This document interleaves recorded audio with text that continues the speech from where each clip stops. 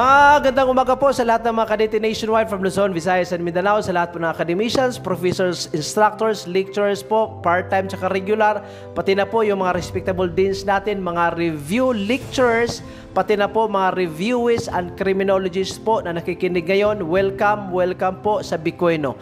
Ang Bicueno po, isa po itong platform sa YouTube na nagbibigay po ng libre, comprehensive, at the same time, align po sa latest table of specifications. Sa mga estudyante dyan ha, pag hindi pa kayo nakapag-avail sa Bicueno book, please avail na po habang estudyante pa po kayo. Huwag na po kayo maghintay na nakapag-graduate. Importante po ang Bicueno book. At least po makapag-advance reading po kasi po ang board examination po natin, hindi bera po. Napakahirap po. Madugo po ang mga questions sa board examination. And pasensya na po ha mga kadete, medyo po natagalan ang part 6 po sa Criminal Law Book 2. Sa mga baguhan pa lang dyan, baguhang subscribers, probably will be surprised. Ba't ang tagal? Ha? Ba't maraming episodes? Ilagay po natin in various episodes kasi po, pag ilagay natin, i-compile natin in just one video, ang mangyayari dyan, medyo yung pag-discuss natin, medyo naka-shortcut. Maging shortcut yan, hindi maging comprehensive. That is why, mas okay po pag inilagay natin per episode. Yan po ang reason.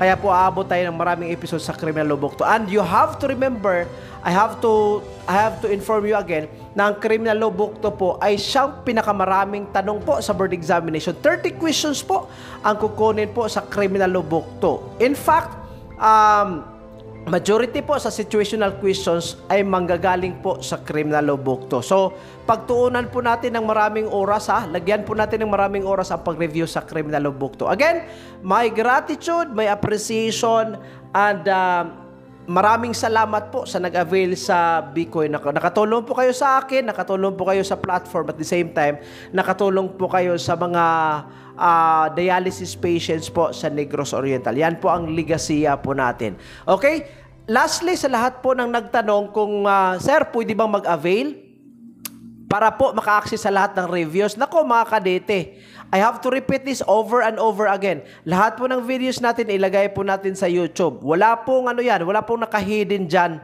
Lahat po nasa YouTube channel natin. Ang purpose po niyan is lahat po maka-access. Walang bayad mga kadete ha. Libre yan lahat. Ang purpose na is lahat maka-access. Hindi na po kailangan kayong pag makumpleto natin lahat ng discussion, no need for you to enroll in the review center kasi yung registration fee sa review centers, nako, napakamahal po. Tapos palpak pa yung, di ba? May iba naman. Yung iba maganda yung delivery ng services. Pero may mga review centers, medyo palpak yung instruction, yung pagre-review. But anyway mga kadete, punta po tayo sa topic po natin. Again, Criminal Law Book 2. Okay? Title 9 lang po ang i-discuss natin ngayon. Title 9, Crimes Against Persons. Marami po ang mga tanong sa board examination na manggagaling po sa Title 9. Crimes Against Persons. Unahin natin mga kadete itong tinatawag nating parricide. Yan po ang pinakaunang krimen under Title 9. Now, ang parricide po, dapat nating tandaan mga reviewees, ang relationship, blood relationship between the victim and the suspect is very important. Para ma-define po natin ang parricide. Ang relasyon po sa biktima at saka yung suspect ang pinaka-importante dito. Sa elements po, makikita natin a person is killed. That's number 1. Number 2, deceased is killed by the accused. Ibig sabihin ng deceased, yung namatay. Pangatlo, deceased is the accused. Any of the following. Una, legitimate or illegitimate father. Ano ibig sabihin ng legitimate at saka illegitimate? Sa family code po natin, may 4 po tayo na uri ng bata. 4 na uri according to the family code. Una, legitimate child. Ano ibig sabihin ng legitimate child? Ito yung bata na ipinanganak during marriage. Pagkasado yung ina at saka yung ama, ikaw na bata ka, legitimate child ka. Ang ama mo po is considered to be your legitimate father. Okay? Kuha po. Kailan magiging illegitimate? Illegitimate yung bata pag ang ina at saka yung ama hindi kasado. Okay? Pag hindi kasado yan, ikaw na bata ka, considered ka as illegitimate child. Ang ama mo po, kasi hindi kasado yung ama at saka ina mo, tinatawag silang illegitimate na ama or illegitimate na ina. Alright? Pangatlo po, sa family code po natin, may nakalagay dyan, legitimated child. Ang legitimated child, legitimate pa din po yan, ha? Pero, ito yung technicality sa batas natin. Ibig sabihin ng legitimated child, yung bata ipinanganak, hindi pa kasado yung ina at saka yung ama. Pero eventually, yung parents ng bata nag-decide na magpakasal. So, basically, pag nagpakasal na yung ina at saka yung ama, yung bata that was born out of wedlock, who was once an illegitimate child, magiging legitimated child siya. Kuha niya po? Ano ibig sabihin dyan? Again, repeat po natin ha. Yung bata ipinanganak, hindi pa kasado yung ina at saka yung ama. Pero nakapag-decide yung couple na magpakasal. So ngayon, nakapag-decide sila, pagpakasal nila, yung bata na once an illegitimate child, magiging legitimated child na siya. Kasi po, nagpakasal na po yung ina at saka yung ama. Okay? Yung pangapat, tinatawag nating adopted child. Napakaisin yan. Adopted child, ito yung bata na inadapt. Ibig sabihin, yung ina at saka yung ama, hindi niya biological parent. Alright? So, nakuha po natin ang concept, mga kadete, sa illegitimate at saka legitimate. So, again, magiging illegitimate father yan pag ang ama at saka ina hindi kasado. Pag kasado, illegitimate. Alright? Letter B, legitimate father, mother, and or illegitimate mother. Letter C, legitimate or illegitimate child. Pero again ito dapat nating tandaan dito, ang bata dapat should not be less than 3 days old. Nilagay ko na po yan sa slide. Pag less than 72 hours ang bata or less than 3 days old, hindi siya magiging parricide. Okay? Magiging infanticide siya. So, ibig sabihin, pag ang ina mismo, pinatay niya yung bata niya, let's say 50 hours pa lang. Bago pa lang, ipinanganak, 50 hours pa lang. So, less than 72. So, ano ba yung krimen? Parricide or infanticide? Considering na bata niya ang pinatay. So, in that situation, kasi po, less than 72, ano po sagot natin? Sagot natin, hindi parricide, but rather infanticide. Okay? Kahit bata niya, yung pinatay, basta less than 72 mga kadete dapat tandaan nyo yan. Letter D, other legitimate ascendant. Ano ibig sabihin na ascendant? Pataas We say ascend from the lower bottom, pataas. Ibig sabihin, for example, grandson, apo, yung nasa mataas, pinatay niya yung lolo o lola niya. Pag descendant, lolo, pinatay niya yung apo niya. Kuha niyo po? Ascendant, yung apo, pinatay niya yung lolo or lola niya, grandparent. Pero descendant, yung grandparent, pinatay niya yung apo. Okay? Right? Pero dapat dito, legitimate ascendant ang nakalagay dyan. Legitimate ascendant. And letter A, legitimate descendant also. Then, letter F, legitimate spouse. Ano ibig sabihin ng legitimate spouse again? Dapat kasado yan Kasi pag hindi kasado, hindi po siya pasok sa parricide. Magiging pasok siya sa murder or sa homicide. Okay? So again, ang relasyon po dito is very important po sa pag-determine or pag-identify natin ng isang kaso is parricide. Now, another thing that we have to bear in mind, especially yung nagre-review right now. Una po, yung mga kapatiran po natin na Muslim, they are legally permitted by law to marry at least 4 women. At least, maximum 4 women. Okay? So, pwede sila magpakasal, 4 po, maximum. So, ang tanong ngayon, pag ang pangalawa or pangatlo or yung pang-apat, pinatay ng asawa, ng husband. So, may parricide po ba? Ang sagot po dito is wala. Magiging murder siya or homicide. Pag ang pinatay is second wife or third wife or fourth wife, mga kadete. Pero pag ang pinatay po is yung pinakaunang asawa, first wife, pasok po ito sa parricide. Okay? Again I have to repeat, pag yung Muslim po na mga kapatiran po natin, pwede sila magpakasal 4 na bisis sa 4 na babae. So first wife, second wife, third wife, fourth wife.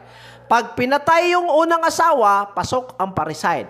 Pero pag pinatay niya is yung second wife, third wife, or fourth wife, hindi pasok sa parricide. Magiging pasok siya sa homicide or murder. Okay? Klaro po yan ha, mga kadete. Number 2, a stranger who cooperates in committing parricide is liable for murder or homicide lang. So meaning, pag may cooperation, kahit indispensable cooperation yan, for example, yung ama, humingi siya ng tulong sa ibang tao para patayin yung anak niya. So, let's say, si Pedro, ang ama, yung tumulong si Juan. Ang pinatay yung anak, si Santiago. So, in that case, kahit yung stranger, hindi kaanak, kasi tumulong siya sa pagpatay sa anak, basically, ang kaso po niya is hindi magiging parricide. Ang kaso niya po is magiging murder lang po or homicide. Pero yung ama na pumatay mismo sa anak niya is liable for parricide. Again, lagyan natin ng example ha. Si Pedro, pinatay niya yung anak niya na si Santiago. Tapos, humingi siya ng tulong kay Juan. Ano ba ang liability ni Pedro, ang ama? Parricide. Ano ang liability ni Juan na tumulong sa pagpatay ni Santiago? Ang liability ni Juan is not parricide but rather it may fall between murder or homicide. Okay? Klaro yan ha? Pangatlo, even if the offender did not know that the person he had killed is his son, he is still liable for parricide because the law does not require knowledge of relationship. Anong ibig sabihin nito?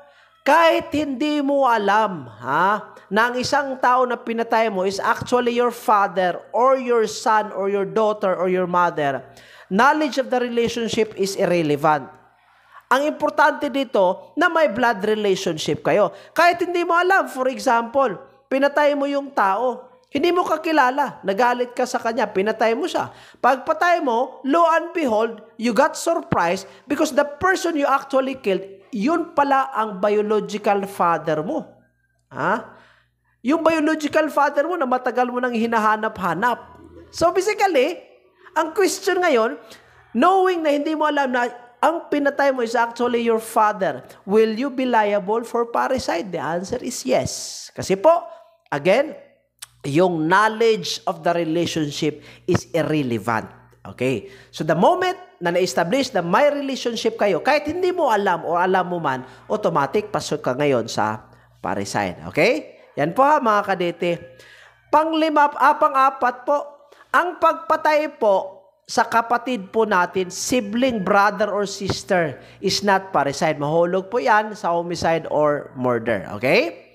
Pang-5, ang adopted child is not covered by parricide. Ito pong sabi ko kanina, 4 po yung uri natin, di ba? Ng bata under the family code. Una, legitimate child, illegitimate child, legitimated child, tsaka yung adopted. Pag adopted yan, ay nako, hindi siya pasok. Pwede siya maging, murder or homicide, pero hindi magiging parricide. Kasi po, ang adopted child is not covered under parricide. Importante kasi dito, itong blood relationship. Alright?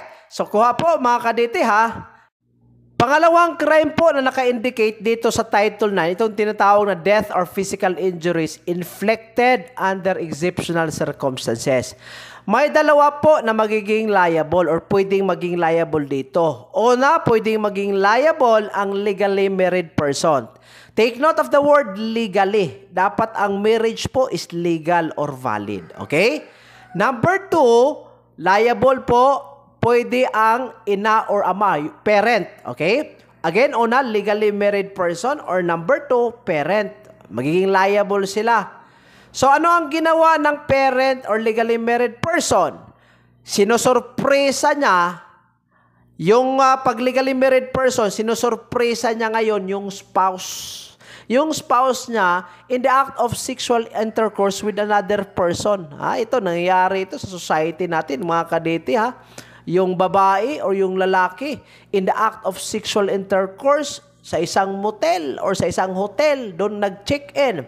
Sinusurpresa ngayon. Hindi alam kasi ng asawa na nagtitailing or nagsishadowing yung husband or wife. So in the act of sexual intercourse, nako, ayun. 'Di ba? Makikita natin 'yan, mga controversial videos na nakikita natin, and it happens in real life. So ang legally married, dapat legally married kayo, pero kasi kapag live-in lang kayo, hindi kayo kasal na, hindi kayo pasok dito. So legally married person, sinusurpresa mo ngayon, nag-check-in yung asawa mo sa isang motel, pagpunta mo doon, ay no, in the act of sexual intercourse na surpresa mo, nagdala ka ngayon ng isang samurai, pinagtataga mo silang dalawa, namatay. Nako, that's an example of death under exceptional circumstance. Okay? Kasi po may tinatawag tayong uncontrollable jealousy dyan eh. So again, legally married person, pinatay niya yung asawa niya during the act of sexual intercourse. Pangalawa, parent na pinatay niya or nag-inflict siya ng serious physical injury sa kanilang or sa kanyang daughter. Daughter babae na anak. Hindi lalaki Daughter po. Pero ang daughter dito dapat less than 18 years of age. Pangalawa, dapat living with him. Okay? Ano ibig sabihin dyan? When we say living with the parent, ibig sabihin, nasa bubong mismo, nasa dwelling mismo, nasa bahay mo mismo nakatira. Okay? So, sa living with parent kasi, understood na po siya na pag ang isang babae nakipag-sexual intercourse sa isang lalaki, tapos ang anak na babae is less than 18 years old, it can be construed as an act of embarrassment and humiliation done to the parent and the parental abode. Diba? Isang kahihiyan po yan. Pag isang babae, less than 18 years old, nagdala ng lalaki tapos nakipag-sexual intercourse doon mismo sa bahay ng parent. So, yan po pasok po yan. So, dapat again, ang babae na anak, less than 18 and living with the parent. He or she kills any or both of them or inflicts upon any or both of them any serious physical injury in the act or immediately thereafter. Okay, again, ang nakalagay dito, pag legally married person, pinatay niya or nag-inflict siya ng serious physical injury. Pag parent, pinatay niya or nag-inflict din po siya ng serious physical injury sa bata na babae under 18 years of age and living with them. Pwedeng in the act of sexual intercourse, pwede din po immediately thereafter the sexual intercourse. Okay? Pangatlo, he has not promoted or facilitated the prostitution of his wife or daughter, or that he or she has not consented to the infidelity of another spouse. So again, dalawa po dito dapat yung pumatay, hindi siya nagpo-promote, nag-facilitate ng prostitution sa kanyang wife or sa kanyang daughter. Kasi napaka-impractical. Pag ikaw yung nag-promote ng prostitution, ginawa mong prostitute yung asawa mo, or yung anak na babae mo, tapos in the act of sexual intercourse with a client, pinatay mo yung dalawa, that's very impractical. Ikaw nga mismo ang nag-promote, tapos ngayon, pagpapatayin mo yung dalawa. That's very impractical. So, dapat po, ang pumatay is not facilitating or promoting prostitution. Okay? Pangalawa na dapat nating tandaan, ang pumatay po should not consent to the infidelity of the another spouse. Ano ibig sabihin ng does not consent sa infidelity? Ibig sabihin ng infidelity, yung unfaithfulness. Okay? May mga pangyayari kasi na ang lalaki or yung babae na, yung asawa, yung babae, will consent on the infidelity. For example, sabihin ngayon ng asawa, okay, pwede kang mambabae, pero on my case, pwede din po ako manglalaki. Diba? There are a lot of things happening in our society right now na ang lalaki, yung husband, conniving with another woman, at saka yung wife mismo, conniving also with another man. It's a matter of consenting. Right? It's a way of consenting. Or probably, the wife is okay that the husband will be conniving with another woman. That's basically consenting to the infidelity. So pag consenting, okay lang sa'yo na mambabae yung husband mo, or okay lang sa'yo na ang wife mo manglalaki, basically, you are consenting to the infidelity, then there is no such thing as death or physical injury under exceptional circumstance. Magiging exceptional yung circumstansya pag hindi ka pumayag. Okay? So, kuha po. Right? Now, pangalawa natin tandaan nito mga kadete, especially yung nagre-review right now. Ang article po na ito does not actually define a felony, but rather, ang article po na ito serves as a defense mechanism to a person charged with parricide, homicide, or physical injury. Magiging depensa siya. Ang article po na ito. Pero ang question ngayon, punishable ba ito? The answer is yes. Pero ang punishment dito is only destierro. Ano ba ibig sabihin ng destierro? Ang destierro po, ito po yung tinatawag nating modern form of banishment. Pag may notebook kayo dyan or may ballpen kayo, magti-take down notes kayo mga kadete. Ano ba yung destierro? It's a modern form of banishment yan. Ano ibig sabihin ng banishment? Yung pinalayas ka. Ano yung distansya sa pagpapalayas? Minimum of 25 kilometers radius, maximum of 250. So pag nangyayari yung krimen, yung asawa mo, legally married kayo, pumunta sa hotel with another man, tapos on the act of sexual intercourse, na-surprise mo, pinatay mo yung dalawa. Nako, walang walang imprisonment, destierro lang. So ano ba ang purpose? Bakit po papalayasin ka? If it happens in Dumaguete, magbilang ka ngayon 25 kilometers from Dumaguete to other municipalities. Yan po ang pinaka-minimum. Depende po kung ano yung order ng korte. Pero maximum yan is 250, mga kadete. So, basically, destierro. Anong purpose ng pagpapalayas? To protect you. From who? From the relatives for possible retaliation. Ano ibig sabihin ng retaliation? Pag pinatay mo yung asawa mo, there's a big possibility na yung mga kadugo niya, yung immediate family niya, will go to you and probably will kill you in return as a form of vengeance or revenge. So para ma-protect ka, ipapalayasin ka muna. Alright? So yan po ibig sabihin dyan. Now, ang sa anak naman na babae, again, importante dito na ang babae po should not be 18 years old and above. Dapat below 18. Pangalawa, ang babae po na bata should be living with the parent.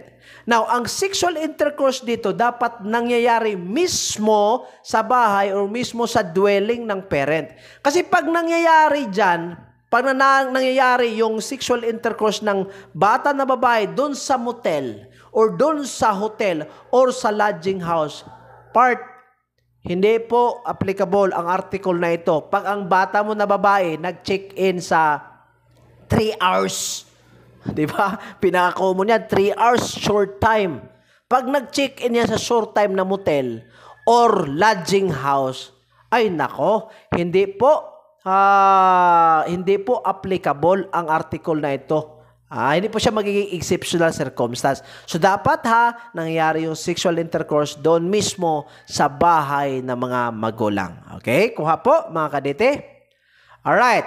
So inilagay ko dito para mas maintindihan pa the notes that you have to bear in mind.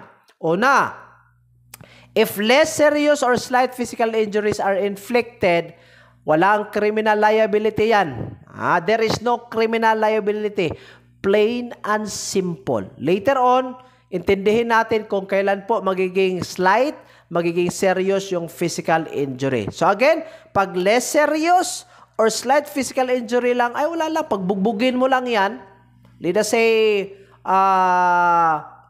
you punch him in the face, tapos yung bruise could not be considered as a serious physical injury. Ay nako, wala po. Walang criminal liability yan. Okay? Number 2, this article applies only when the daughter is single. Napaka-understandable. Kasi nga po, less than 18 Pag less than 18 ka kasi, you are not allowed to marry. So, single ka. Number 3, Article 247 is applicable even when the accused did not see his spouse in the act of sexual intercourse. with another person, it is enough that the circumstances reasonably show that the carnal act is being committed or has been committed. So, hindi po kailanganin that on the act of sexual intercourse, pag may mga ebidensya na nagpapakita that they are doing sexual intercourse, pasok na yan. For example, pag nakahubad, pag nakahubad yung dalawa, di ba? Nakapatong yung babae sa lalaki. Wala pa nga penetration na nangyayari. So automatic, that could be an evidence that will show that there is going to be a sexual intercourse or there is already an intercourse being happened. Pag nakahubad silang dalawa, tapos nagkakares yung dalawa, naglalaving-laving. So basically, it's an indication na tapos na. Di ba? So, pasok pa din po dito Number 4, article does not apply if the surprising took place before any actual sexual intercourse could be done or after the actual sexual intercourse was finished. O ito ang number 3 at saka number 4, hindi po yan contradicting. Ibig sabihin ng number 4, wala pa, hindi pang nangyayari or nangyayari na, tapos na. Let us say, pag hindi pa nangyayari, nasa motel, yung babae, andyan pa, naliligo pa. Or yung lalaki is just sitting, watching television. May nangyari ba? Wala pa. Or number 2, tapos na, lumabas na sila sa hotel. Lumabas na. Yan po ibig sabihin dyan. Lumabas na, wala na tapos na At tapos pinatay mo. Will this article applies? The answer is no. Number 5, immediately thereafter means that the discovery, escape, pursuit, and the killing must all form parts of one continuous act.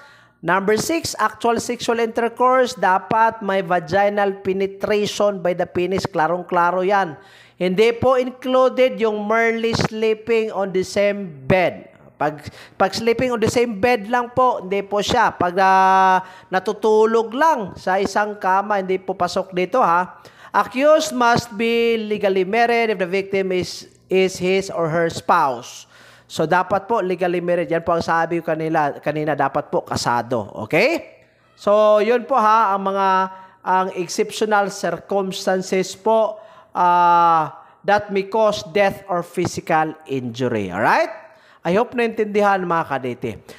Pangatlong krimen po under Title 9. Tapos na po tayo sa parricide. Then death or physical injury under exceptional circumstances. Punta tayo sa pangatlo. Itong tinatawag nating murder. Okay? Ang murder is a person who not falling within the provisions of parricide shall kill another, shall be guilty of murder, and shall be punished by reclusion temporal in its maximum period to death if committed in any of the following attendant circumstances. O na po, pag pumatay ang isang tao with treachery. Treachery. Trahidore. Ano ibig sabihin ng trahidor or treachery? Ibig sabihin, walang opportunity sa isang biktima to defend himself. For example, nilagyan mo yung lason. Nilagyan mo ng lason yung inumin ng isang biktima. Tapos ininom niya, namatay siya. That's a form of treachery. Or taking advantage of superior strength. Anong example dito? Let's say, bata ang pinatay mo, ikaw adult ka na, pinatay mo, 7 years old. That's an example of that. With the aid of armed men or employing means to weaken the defense. Na ibig sabihin ng employing means to weaken the defense. Let's say, nilasing mo muna bago mo pinatay. Nilasing mo para at least to weaken his physical strength. Or of men or persons to ensure or afford impunity. So, pasok yan sa murder. Number 2, in consideration of a price, reward, or promise. So, ito mga hitman, assassins, pumatay in consideration of money para makakuha ng reward. So, basically, pasok yan sa murder. Number 3, by means of inundation, or pwede fire, or pwede poison, explosion, shipwreck, stranding of a vessel, derailment or assault upon a streetcar or locomotive, fall of an airship by means of motor vehicles or with the use of any other means involving great waste and ruin. Pasok din po sa murder. Number 4, on occasion of any of the calamities enumerated in the preceding paragraph or of an earthquake, eruption of volcano, destructive cyclone, epidemic, or other public calamity. Pumatay ka on the act, pumatay ka when these natural calamities are occurring. Okay? So, pwede siya mahulog sa murder. With evident premeditation. Ano ibig sabihin ng evident premeditation? I-discuss natin yan. I-discuss natin yan mamaya kung ano ibig sabihin ng evident premeditation. Number 6, with cruelty by deliberately and inhumanly augmenting the suffering of the victim. Ibig sabihin, tinatorture mo. Hindi mo pinabilis yung kamatayan niya. Mas parang serial killer ba? Parang naging masaya ka watching the person in suffering. Okay? Or, ito outraging or scoffing at his person or corpse. Ano ibig sabihin ng outraging? Ibig sabihin ng outraging, yung gumawa ka ng isang act that is very insulting. Right? For example, yung after pinatay mo yung babae, nakipag-anal intercourse ka. Nag-anal intercourse ka sa patay mo na biktima. That's basically outraging. It's an insulting act. Right? Or ano ba ibig sabihin ng scoffing? Scoffing po, ito po yung mga act that are considered to be disrespectful, irreverence na mga act. Example nito, for example, pinatay mo yung tao, after mo siya pinatay, kinuha mo yung internal intestine, tapos yung intestine niya, you hang it around your neck, na parang naging necklace ng isang tao, ng isang suspect. Ginawa mong necklace, nagiging proud ka. Or pinugutan mo ng ulo, tapos dinadala-dala mo ngayon yung ulo ng biktima. That's scoffing of the corpse of a dead person. Pag ginawa mo yan, nako, pasok ka ngayon sa murder. So any of the circumstances enumerated under 1, 2, 3, 4, 5, and 6, pasok yan sa murder. Okay? So again nakalagay na dyan yung mga circumstansya na pasok po sa murder. Now, remember, if the primordial criminal intent of the offender is to kill and fire was only used as means to do so, the crime is only murder. Yun po ang nire-repeat ko for many times, pero marami pa din po mga criminology cadets na hindi pa din nakukuha. Pag gusto mong patayin ang isang tao, tapos natutulog yung isang tao sa kanyang nipa house, while he was sleeping, nagdala ka ngayon ng isang galon ng gasolina. Tapos, using the gasoline, you pour it on the nipa hut of the person and you lit it on fire. Pag nasunog na yung nipa hut, of course, the person inside will experience death. Pag hindi siya nakapag-escape, kasi natutulog siya mamatay siya sa sunog. So ano ba ang krimen ngayon? Arson or murder? Hindi po siya kapasok sa arson, mga kadete. I have to repeat this over and over again. Ang nakalagay po dito, pag ang criminal intent po is to kill and fire is the only method used in killing the person, hindi po siya arson, Choy. Ang crime po dito is murder po. Okay? Murder Pangalawa, if the primordial criminal intent of the offender is to destroy property with the use of pyrotechnics and incidentally somebody within the premise is killed, the crime is arson with homicide. So ano ang nangyayari dito? Ano ang criminal intent ng isang tao? I-destroy niya yung property. Ano ang gamitin niya? In order to destroy the property, magamit siya ngayon ng fire. Tapos, may namatay. May namatay doon. So, ano ang kaso ngayon? Hindi arson with homicide ka na. Pero pag sa number 1, ito again, sa number 1, ang criminal intent mo is pumatay. Ang ginamit mo sa pagpatay ng isang tao, gumamit ka ngayon ng pagsusunog. Fire. Ano ang kaso? Hindi arson, but magiging murder. Pero pag ang primordial criminal intent, ibig sabihin ng primordial, yung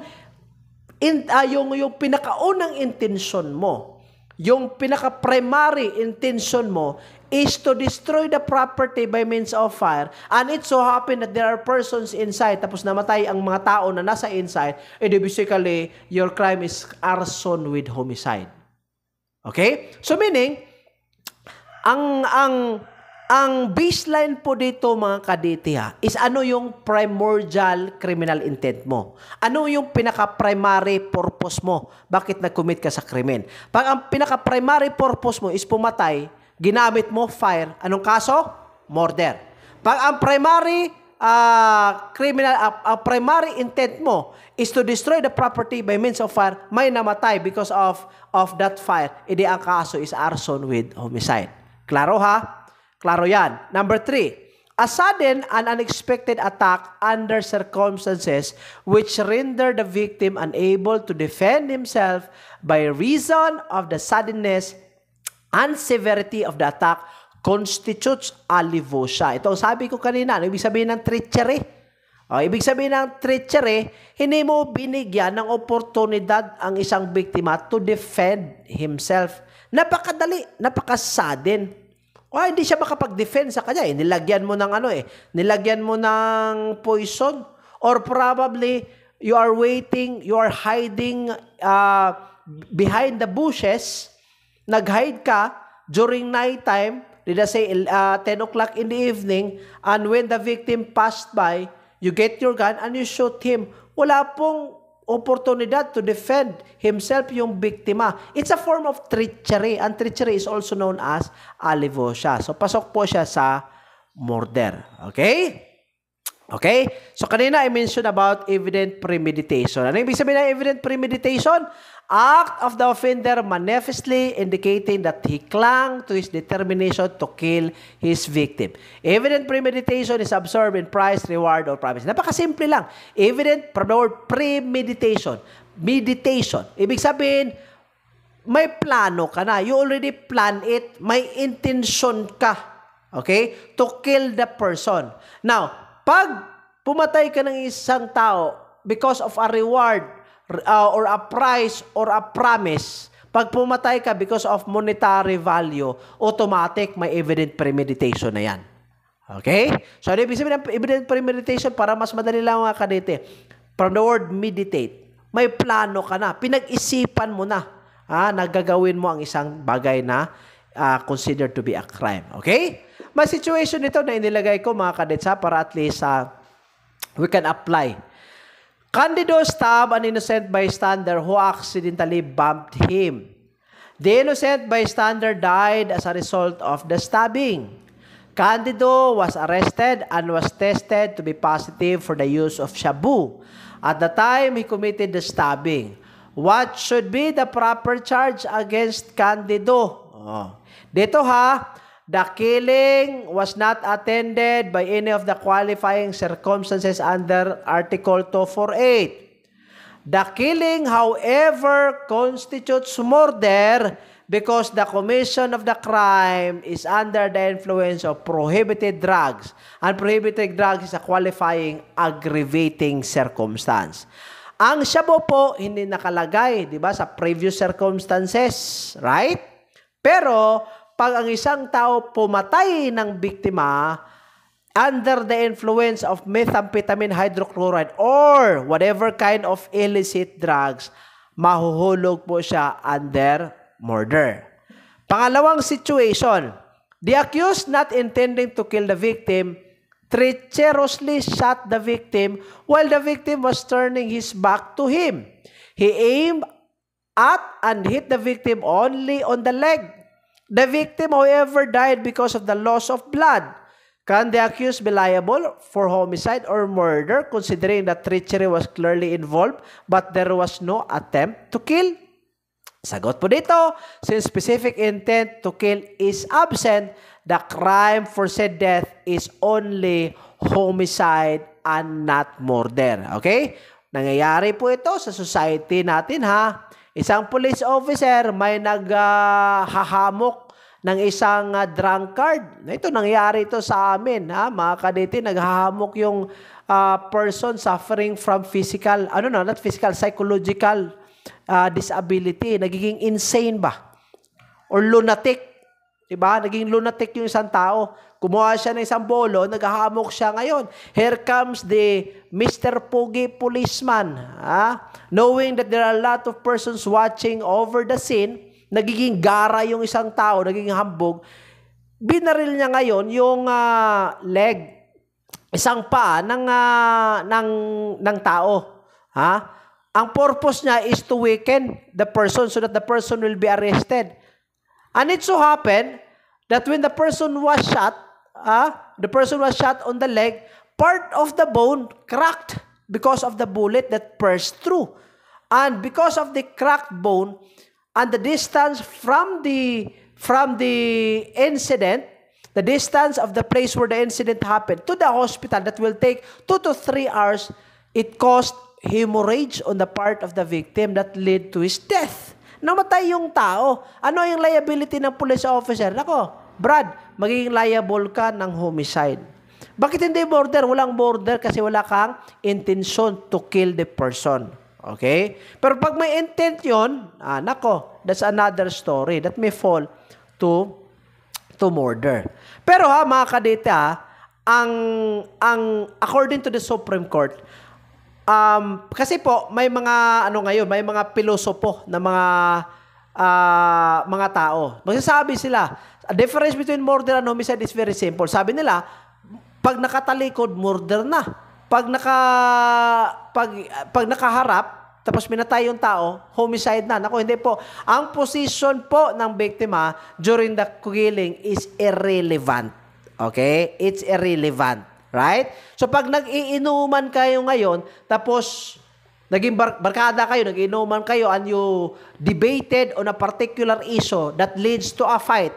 Tapos yung tao gustong kumuha ng isang botelya para ihampas sa ulo mo. Pero pag talikod niya, kasi kukuha siya ng isang boteng Red Horse, sinuntok mo sa likod, namatay yung tao. Nako, hindi po siya murder. Again, yung positioning po is not important po sa pag-classify po whether a particular crime is murder or homicide. I hope po naliwanagan ang lahat mga kaditi Now, to continue, punta tayo sa homicide. Okay? So kanina may mga circumstances tayo na na-mention in order for a certain crime to be considered as murder. Okay? So dito homicide, any person who not falling within the provisions of Article 246 shall kill another without the attendance of the circumstances enumerated in 246 shall be deemed guilty for homicide and shall be punishable by reclusion temporal. Ano bang elements dito? May pinatay. Pangalawa, that the accused killed him without any justifying circumstances. Ano ba yung mga justifying circumstances? Yung mga self-defense, defense of strangers, defense of relatives, blah, blah, blah. Number 3, that the accused had the intention to kill, which is presumed.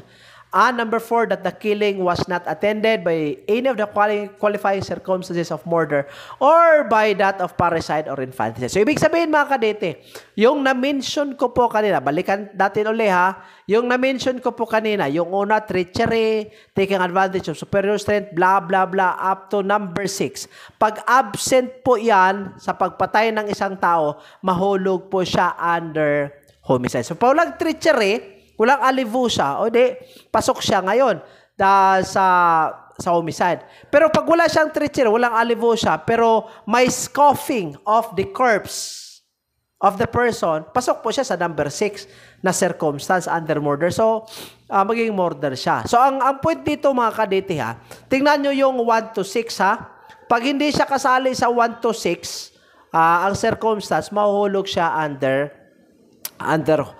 homicide. Now, dapat nating tandaan sa lahat ng nagre-review right now.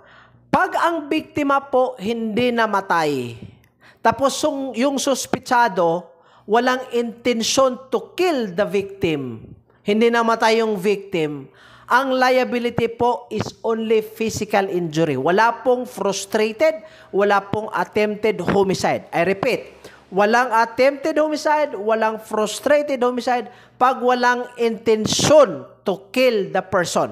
Okay? So, ibig sabihin nito, ilagay natin sa example. Let us say, yung kaninang situation, wala kang intensyon to kill the victim. Binaril mo sa leg. Okay, sa leg part. Nung natamaan ang biktima, nagka-hemorrhage. Basically, pag hindi namatay ang biktima, nagka-hemorrhage siya, pero hindi siya namatay, ang kaso mo po will only be physical injury. Pero pag namatayan, kahit wala kang intention to kill, pasok pa din po sa homicide. Ang sabi ko kanina, hindi siya magiging attempted, hindi siya magiging frustrated homicide pag hindi namatay. Ano ang kaso pag hindi namatay tapos walang intention to kill? Ang kaso is only physical injury. I repeat for one last time. One last time Pasensya po, balik-balikin ko po para at least makuha po sa mga kadete ngayon. Walang intention to kill. Let's have another example. You're playing basketball. Natamaan ka sa elbow ng opponent. Kaso pikon ka So, nagalit ka. Pumunta ka ngayon sa kalaro mo. Sinuntok mo. Pag suntok mo, wala kang intention to kill him. Ang intention mo is just to punch, to teach him a lesson. Pag suntok mo, natamaan mo sa mukha, tapos namatay yung tao sa suntok na yan. Anong kaso ngayon? Iti homicide. Okay? Sir, pag suntok mo, he's just suffered bruises. He just suffers wound on the face. By frustrated homicide ba? May attempted homicide ba? Hindi. Walang frustrated, walang attempted, but rather, anong kaso? Physical injury lang. Depende sa injury So kung later on we will discuss kailan magiging less serious, magiging serious or slight physical injury. Okay? Pero pag namatayan, kahit wala kang intention to kill, nako, pasok yan sa homicide. Now, sir, what if may intention ka to kill the person? Ibahin natin yung situation. May intention ka, gusto mong patay, bugbugin siya hanggang mamatay siya. Tapos hindi siya namatay, o di pasok ka ngayon sa attempted or frustrated homicide. Kasi may intention to kill ka. Ang pinag-usapan natin kanina, yung wala kang intention. I hope naintindihan na mga kadete. Andiyan yung comment section. Pag hindi nyo pa naintindihan, tawagan ko kayo through messenger. Ay, nako. Alright? Next, death caused in a tumultuous affray. Ano ba itong tumultuous affray? Pagrarambulan, pagrarayot ng mga grupo-grupo ng mga individuals. Una, there are several persons. Number two, they do not compose groups organized for the common purpose of assaulting and attacking each other reciprocally. So, ang grupo dito, dapat hindi siya organisado for the purpose of assaulting. Sabi ko kanina, tumultuous affray, grupo-grupo yan. Totoo po. Pero dapat ang grupo na yan is not designed to assault. Kasi pag nakadesign nyo yan, maging pasok yan sa armed men or band. Okay? Let's say, killing by means of a band. So, ang grupo na yan, ang purpose niya is just to kill or to assault somebody. So, ito, may grupo, pero ang grupo is not intended to assault. Okay? Nagkataon lang. For example, grupo from Barangay 1, pumunta sa Discoan. Grupo from Barangay 2, pumunta sa Discoan. Same Discoan. Tapos nagrarambulan yung dalawang grupo na yan. So basically, it's part of tumultuous affray. Kasi yung grupo from 1 and 2, they are not designed to kill each other or assault each other in the first place. Pangatlo, these several persons quarreled and assaulted one another in a confused and tumultuous manner. Number 4, someone was killed in the course of the affray. Tapos number 5, dapat hindi alam. It cannot be asserted who actually killed the deceased. Hindi malaman kasi marami nagrarambulan. Next, the person or persons who inflicted serious physical injuries or who used violence can be identified. Ito po ang mga elements kahit hindi ma-identify kung sino ang pumatay, pero ma-identify po kung sino yung involved who inflicted the serious physical injury or those who used violence. So, basically, pag tumultuous affray, it's a commotion. It's just a commotion in a confused manner to the extent that it would not be possible to identify who the killer if death will result. Kasi marami ang involved. So, napaka-difficult to identify the specific person who killed the victim. Now, ang tanong ngayon, pinaka-importanting tanong mga kadete, kailan po o ano po ba ang exact number of persons para magiging pasok siya sa tinatawag nating tumultus affray. Pag ang isang tao nagpapatayan sa isang tao, may tumultus affray ba? Wala. Magiging murder yan or homicide or parricide or infanticide. Diba? So, ang tanong, pinaka-importanting malaman natin, ilan ba mga kadete para magiging qualified siya sa tumultus affray? Ang sagot po nito, dapat at least 4 persons taking part of the quarreling and assaulting against each other. Ilan po ba? Dapat po 4 ha, at least 4 persons taking part in it. Kaya dapat po nating tandaan mga kadete ha, na sa tumultus affray, dapat hindi po ma-identify kung sino yung specific killer. Pag may namatay, dapat hindi ma-identify. Kasi pag ma-identify yung specific person na pumatay sa biktima, hindi po siya pasok dito sa tumultus affray. But rather, magiging pasok yan. It could either be murder or homicide. Nakuha niyo po? So again, dapat sa tumultus affray ha, hindi dapat ma-determine kung sino ang pumatay, kung sino ang nag-inflict ng serious physical injury. Pero pag malaman, matumbok kung sino yung specific individual that caused the death of another person, nako, hindi siya tumultus affray, but rather homicide or murder. Last. Now, under sa number 2 ha, yun ang sabi ko kanina, grupo-grupo. Dapat ang grupo should not be a group that is designed to kill or designed to assault or to inflict physical injury to the other group. Dapat hindi siya designed. Kasi pag ang isang grupo nakadesinyo siya to attack or to cause death to another person, ay nako, hindi siya pasok sa tumultus affray. Kasi sa tumultus affray, dapat hindi nakadesinyo ang grupo in attacking. So, ano ibig sabihin dyan, sir? So, pag 5 kayo, tapos ang purpose nyo talaga is to kill Pedro. 5 kayo, di ba? 5. Ang purpose nyo is to kill Pedro. Pasok ba siya sa tumultus affray? Hindi. Pasok kayo sa sindikato or pwede conspiracy. Di ba? Sa conspiracy, pag 2 tao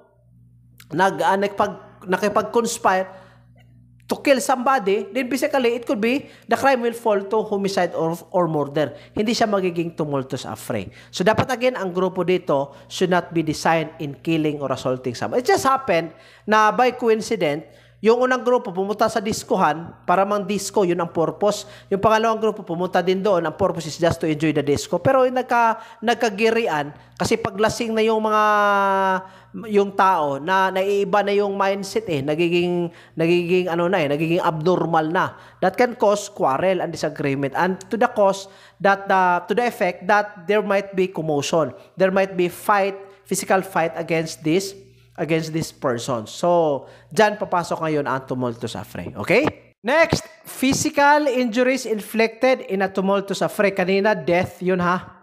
Kanina, death. Ngayon naman, physical injuries lang.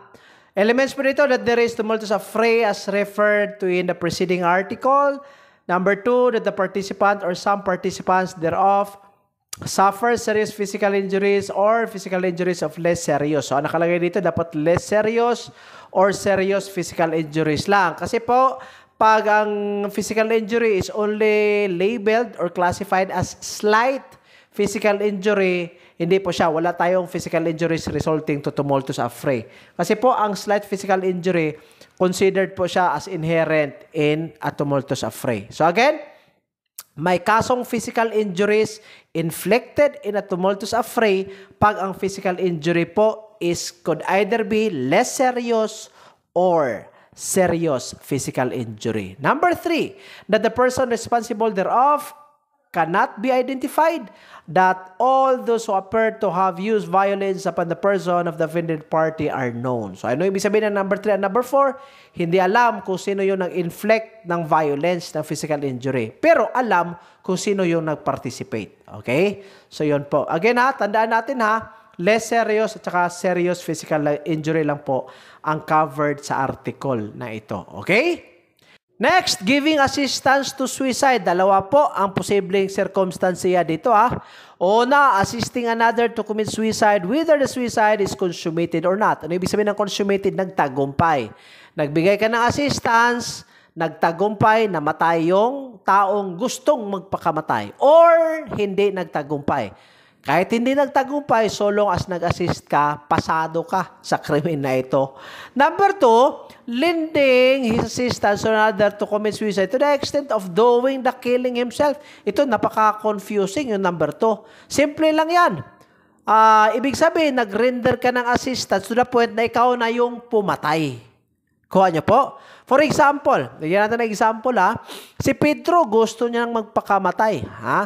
Tinawag niya ngayon yung best friend niya, si Juan. Sabi niya, hoy, best, gusto ko nang magpakamatay. Ayaw ko na sa mundo. Di ba? Napaka-heavy ng problema ko. Best, gusto ko pong magpakamatay. So, andito po yung .45 caliber firearm ko.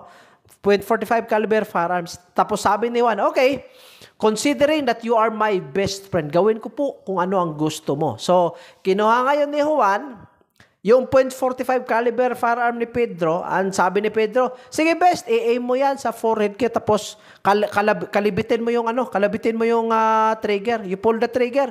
So, kinuha ngayon ni Pedro yung firearm, nilagay sa forehead ni Pedro, tapos he pulled the trigger. So, that's under number 2. Lending assistance to the point na ikaw mismo ang pumatay sa taong gustong magpakamatay. Okay? Note, a person who attempts to commit suicide is not criminally liable. Napakaklaro, mga kadita. Nilagay ko na dyan Ang taong gustong magpakamatay, huwag mo nang ipinalize. Ang principle dyan, gusto na nga niyang magpakamatay, ipapunish mo pa. So, madudoble ngayon yung suffering niya. Okay? So, consider mo na yan. Huwag mo nang ipapunish. Walang criminal liability yan. Number 2, pero pag pregnant woman ka, gusto mong magpakamatay, tapos to the point na hindi ka namatay, hindi successful yung suicide mo, tapos yung bata inside your womb died because of the act of suicide, ang liability mo is abortion. Yun po. Number 3, assistance to suicide is different from mercy killing. Sa mga kadete dyan na hindi nakapag-avail ng libro, mag-jot down notes kayo Baka parang nakikinig lang kayo sa radio ngayon Mag-jot down notes kayo, pero yung nakapag-avail ng libro ng Bikoy, naku, andyan na, nakasulat na yan. Ano ba itong mercy killing? Tinatawag itong euthanasia. Okay? So, ibig sabihin, may isang tao, hindi niya gustong magpakamatay, ayaw niyang mamatay. Pero, naawa yung isang tao. Naawa siya kasi po, the person is in long suffering. For example, stage 4 cancer na Stage 4 cancer na. Tapos, the person really wanted to survive. Pero, let's say yung doctor, naawa na siya. Talagang, medyo pigado na. So, ang ginawa ng isang doktor, mercy killing. So, naglagay siya ng isang medisina that can cause death of the person and the person died. It's euthanasia and mercy killing. Ano ang liability niya? Assistance ba? Hindi. Ang liability niya is murder. Okay? Murder Next, last. The person attempting to commit suicide is not liable if he survives. Pareho lang yan sa number 1 ay yung number 4. So, gusto mong magpakamatay, hindi successful, walang liability yan. Okay? Punta tayo sa next crime, mga kadete, discharge of firearms. The offender discharge a firearm, ibig sabihin, kumalabit siya, nag-pull siya ng trigger against or another person and that the offender has no intention to kill the person. Ito, napaka-confusing po ito sa homicide at saka sa physical injuries na na-mention po natin kanina. Alright? Pero punta muna tayo sa notes. The offender must shoot at another with any firearm without the intention of killing him.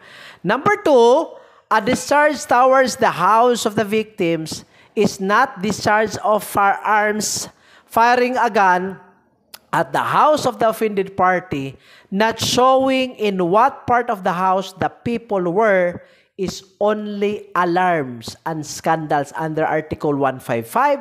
Usually, the purpose of the offender is only to intimidate or frighten the offended party. Again, pag ang isang tao, binaril niya ngayon ang isang bahay, The purpose thereof is frightening the persons inside. Hindi niya alam kung saan banda nakapwesto yung mga tao sa isang bahay and he still fired again towards that house. Hindi po siya discharge of firearms, mga kadete. Lumabas po ito sa board examination. Ang answer po is only alarms and scandals. Okay? Pero pag alam ng isang tao, nung nag-pull siya ng trigger, alam niya ang posisyon ng mga occupants inside that house, o di iba na po yung krimen. Dito hindi mo alam kung saan nakapwisto ang mga tao na nasa loob, but still pinasalbahan mo, you hit the house with bullet coming from your firearm. Ano ang sagot natin? Alarms and scandals. Ang purpose mo po is just to frighten the victims. Number 3, if there is intention to kill, it may be classified as frustrated or attempted parricide, murder, or homicide. No intent to kill if the distance is 200 meters. Napaklaro niyan. Now, ang purpose kasi sa discharge of firearms, ganito po mga kadete, para hindi tayo makonfuse ang purpose ng discharge of firearms is just a matter of warning shot or to scare the person. To scare the person, para matakot yung isang tao. Yan po ang purpose ng discharge of firearms. Pero, let us say, gusto mo mag-warning shots. Let us say, sinabihin mo, tigil, pero binaril mo. Pag baril mo ngayon, you do not have the intention to kill. Natamaan by coincidence. Pag natamaan niya, nagsuffer siya ng physical injury, may tinatawag po kasi tayong complex crime ng discharge of firearms with serious or less serious physical injury. Yun po ang criminal liability mo pag natamaan and he suffered physical injury. Pero, pag hindi siya natamaan, and then, let us say, it's just a warning shot or to scare him away, automatic ang krimen natin ngayon is only discharge of firearms. Kuha po. Pero pag natamaan siya because you wanted to use warning shots in your arrest, natamaan siya, patay ka ngayon sa discharge of firearms with serious or less serious physical injury. Okay? So yun po So kanina po, I also mentioned na dapat po wala kang intention to kill in this crime. Now, in the example that I stated a while ago, na-mention ko po, ang isang tao, binaril niya ngayon sa leg part ang biktima. Tapos, let us say, nagkasugat siya. Tapos, hindi siya namatay. In that case, ang purpose is not to warn the person or not to scare him, but rather to shoot him intentionally. Hindi po siya ma-fall under discharge of firearms. It will only fall under serious or less serious physical injury. Yun po ang example kanina, di po ba? Pero, pag ang purpose mo po, ang intention mo is just warning shot or para matakot siya, tapos binaril mo para matakot siya, and then it hits him. Nako, complex crime ka ngayon ng discharge of firearms with serious or less serious physical injury. I hope nakuha nyo po ang pagkakaiba Okay? Pero kahit wala kang intention to kill, based on the example a while ago, wala kang intention to kill, binaril mo lang sa paa, natamaan siya sa paa, nagka-hemorrhage, namatay. Ano ang kaso? May discharge of firearms ba? Wala. Dito, papasok ngayon ang homicide. Okay? Kuha po. So, yun po discharge of firearms. Okay? The crime is the discharge of firearm even if the gun was not pointed at the offended party when it fired. As long as it was initially aimed by the accused at or against the offended party, automatic, pasok po siya sa discharge of firearms. Sir, ang tanong, warning shot niya, sir, is nasa taas Ang emphasis po dito, mga kadete, under discharge of firearms po dapat ang muzzle of the firearm is initially pointed at the victim or at the offended party. So pag muzzle of the firearm pointed to the sky, hindi yan initially pointed. So hindi pasok siya sa discharge of firearms. Magiging pasok siya probably on homicide. Okay? So I hope naintindihan po. Next, another very important crime that we have to consider. Ito, pasok na pasok po ito sa criminologist licensure examination. Naglalaro lang yan sa parricide, homicide, murder, tsaka ito, infanticide, tsaka yung physical injuries. May importante yan. Infanticide, ang sabi ko kanina, less than 3 days old ha, or less than 72 hours ang bata. Now, if the offender is the parent and the victim is less than 3 days old, again, the crime is infanticide and not parricide. Na-mention ko na kanina yan. Ang babae o ang ina, pinatay niya ngayon ang kanyang bata na, let's say, 50 hours. 50 hours pa lang. Less than 72 yan. Pinatay mo yan, automatic, ang krimen is infanticide, hindi parricide kahit anak mo yan. Number 2, there is no infanticide when the child was born dead.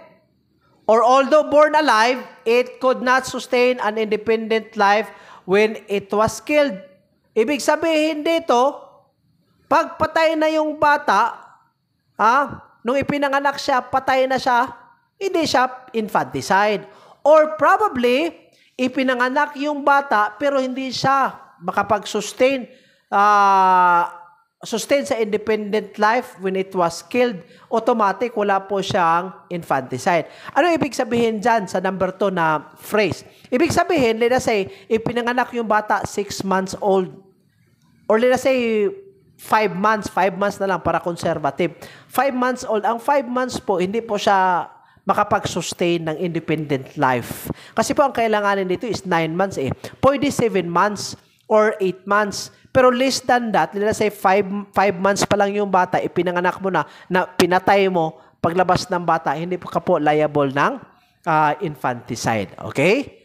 Next, a stranger who cooperates in the perpetration of infanticide committed by the mother or grandparent of the mother's side is liable for infanticide, but he must suffer the penalty prescribed for murder. So yung nag-assist po, nag-cooperate para makommit yung infanticide, ang criminal liability nila po is infanticide pa din po, pero ang penalty nila po is yung penalty that is equitable to the punishment under murder. Now, under number 3 po, dapat din po natin tandaan na may mitigating circumstance po.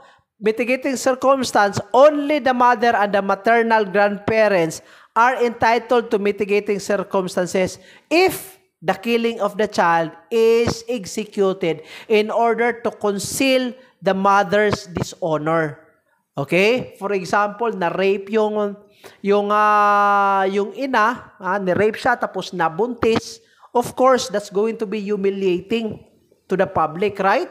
So para hindi siya ma-conceal niya yung dishonor niya, kasi pag manganak siya, siguradong maraming bully yan. Maraming magsasabi na ang bata na yan is a fruit of the rape incident. So in order to conceal the dishonor, pag pinatay niya yung bata, may mitigating circumstance siya. Pero ang mitigating circumstance can only be given sa ina at saka yung maternal grandparent. Sino yung maternal grandparent? Yung mga magulang ng babae. Okay? Kuha po. So, pero punishable pa din po ng infanticide. May mitigating circumstance lang. Ibig sabihin, magiging mababa yung, ma-reduce yung number of years of sentence. Okay? Next, intentional abortion. Ano bang intentional abortion? Elements that there is a pregnant woman, the violence is exerted, or drugs or beverages administered, or that the accused otherwise acts upon such pregnant woman. Number 3, that the result of the use of violence or drugs or beverages upon her, or any other act of the accused, the fetus dies, either in the womb or after having been expelled therefrom, that the abortion is intended. Okay? So, yan po ang mga elements natin, ha? So, dapat po, intentional yan. So, kailan po mangyayari ang intentional abortion? Pag ang isang babae po na buntis, posibleng una, you punch him several times. Binugbog mo. Or pag hindi binugbog, nag-administer ka ngayon ng alcohol or probably any kind of drugs para at least mawala yung bata sa loob, yung fetus.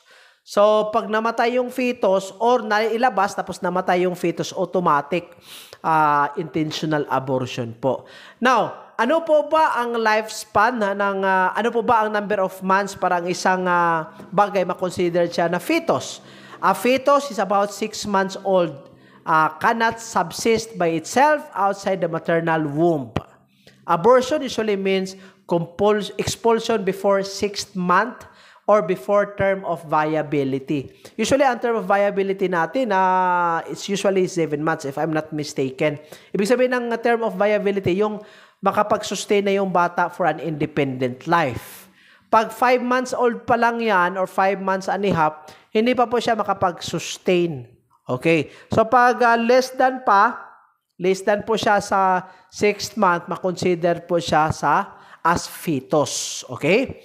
Infanticide ang krimen if fetus could sustain independent life after its separation from maternal womb and it is killed. So, ibig sabihin, let us say 7 months old na siya, 7 months old na, you exerted probably violence or maybe drugs in order for the baby to be removed from your womb. 7 months old na makapag-sustain na yan. Paglabas niya, buhay pa, pinatay mo ngayon. Ano ang krimen mo? Ang krimen mo ngayon is not intentional abortion but rather infanticide. Bakit po? Kasi nga, yung bata can already sustain an independent life. Pero pag less than 6 months pa lang, he cannot sustain life. Let's say 5 months pa lang Tapos, you exerted effort like violence or probably administered drugs para ma-remove yung bata pero less than 6 months pa siya, hindi siya makapag-sustain. Ano yung krimen? Edi intentional abortion. Okay? Now, if the woman turns out not to be pregnant and someone performs an abortion upon her, by accident ito, he is liable for an impossible crime if the woman suffers no physical injury. Pero, if the pregnant woman was killed by violence by her husband, binugbog niya ngayon, the crime committed is the complex crime of parricide with unintentional abortion. Klaro ha? So, ibig sabihin, yung husband, binugbog niya yung wife niya. Tapos yung wife niya is pregnant. Oy, may mga dyan ha. Kayong mga lalaki kayo ha. Pag may kasal kayo, pag may asawa kayo, nako, you have to behave formally ha. Iwasan nyo yung drugs, yung mga alcohol na yan, yung mga criminology cadets, mahilig sa alcohol. Nakapag-English kayo pag nakapag-alcohol kayo, pero pag nawala yung alcohol, once you become sober, nagiging shy na kayo. Nagiging timid, nagiging tahimik. Pag pinatindig sa klase, you almost got passed out. Nagiging confident ka. Pag nakainom ka, tigil-tigilan nyo yan mga kadete. It will not do good on you. Kasi nga po, maraming husband, pag nalasing, pumunta sa bahay, binugbog yung asawa. Tapos yung asawa pregnant. Pag namatay ang asawa na yan, complex crime kang bata ka. Ang krimen mo ngayon is magiging complex crime yan ng parricide with unintentional abortion. Kaya kayo hindi kayo magiging pogi. If you want to mingle with other people, you can mingle with them by not drinking mga kadete Okay, mga practice. Hindi kayo maging pogi yan Kasi ang iba para sumunod sa oso, sir para maging para maging go with the flow with the friends. Nako, I tell you, those persons who have small minds will do it. Pero katayo po, yung mga responsable na mga kadete dyan, shout out sa inyo. Hindi pa tayo iinom para lang makipagbarkada. Right? So again magiging parricide with unintentional abortion yan Pag ang isang husband, binugbog niya ngayon yung asawa, namatay yung asawa, tapos namatay yung bata. Okay?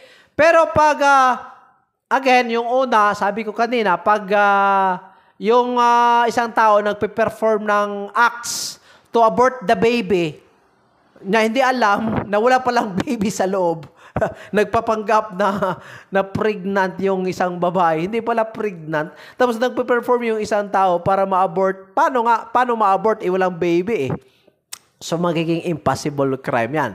Pag walang physical injury. Pero pag may physical injury, pasok yan sa physical injury. Okay?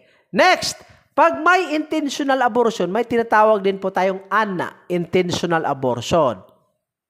There is a pregnant woman that violence used upon such pregnant woman without intending an abortion, that the violence is intentionally exerted, that the result of the violence, the fetus dies, either in the womb or after having been expelled therefrom. So, iba po ito ha. Ito unintentional. Kanina, binugbog mo yung asawa mo, tapos namatay yung fetus inside. Ang purpose is just to inflict physical injury, pero in return, nabugbog yung asawa at the same time namatay yung fetus. Ano yung kaso mo ngayon? Unintentional abortion ka. Pero pag namatay yung asawa mo, tapos namatay yung fetus, edi yung sabi ko kanina, complex crime yan ng parricide with unintentional abortion. Okay. Next. Abortion practiced by the woman herself or by her parents. Ikaw mismo na ina, nag-a-abort ka. That there is a pregnant woman who has suffered an abortion, that the abortion is intended, that the abortion is caused by the pregnant woman herself. Sa mga babae dyan ha, mga kadete na babae, wag nyo pong gagawin ito ha. This is one of the greatest sins na makumit ng isang tao. Pag wala kang humanitarian consideration, pag wala kang sympathy or empathy sa magiging bata mo, huwag ka nang mag-engage sa sexual intercourse before marriage. Ikaw naman lalaki, pag mag-sexual intercourse ka, mag-condom ka, brad, ha? Pag ayaw mong mabuntis ang babae, maging responsable kayo, ha? Mga kadite, ha? Ha? Ito, ha? Ako, talagang paluin kita, eh. Pregnant woman mismo ang magbibili ng gamot. Kahit prescriptive drug siya, talagang babayad yung isang babae para lang ma-abort yung bata, yung fetus sa kanya. Any other person with her consent. So kasali din po yung ibang tao dito na sinabihan yan, humingi siya ng assistance or tulong.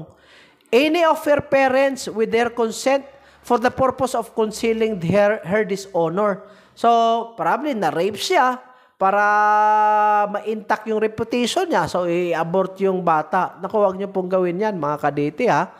Sa lahat po na nakikinig ngayon, ha? This is one of the most evil sins in this world. Please, huwag niyo pong gawin yan, ha? Alright, so liable po abortion practice by the woman herself or by her parents. Next! Ito, abortion practiced by a physician or midwife and dispensing or abortives. Dispensing of abortives. That there is a pregnant woman who has suffered an abortion, that the abortion is intended, that the offender who must be a physician or midwife causes or assists in causing the abortion, that said physician or midwife takes advantage of his or her scientific knowledge or skill. Yan po ang krimen para po sa mga doctors and midwives na pwede pong nagpe-perform po ng abortion. Liable po sila. Okay? Next, dito tayo sa duel. Okay? Responsibility of participants in a duel. Okay? Ang duel po, to be honest with you, hindi po siya that very prevalent po sa Pilipinas. Okay? I could not cite, pero may nangyayari po, pero it's just very rare na may nagduduel po. Ano ba ang acts punished dito? Killing one's adversary in a duel, inflicting upon the adversary serious physical injuries, making combat although no physical injuries have been inflicted. So ano ba ang duel? Let us understand first what is a duel. A duel po is a formal or regular combat previously concerted between two parties in the presence of at least two or more persons of lawful age on each side who make the selection of arms and fix all other conditions of the fight. May selection kasi po dito. For example, sa duel po, probably ang gagamitin natin is .45 caliber firearm.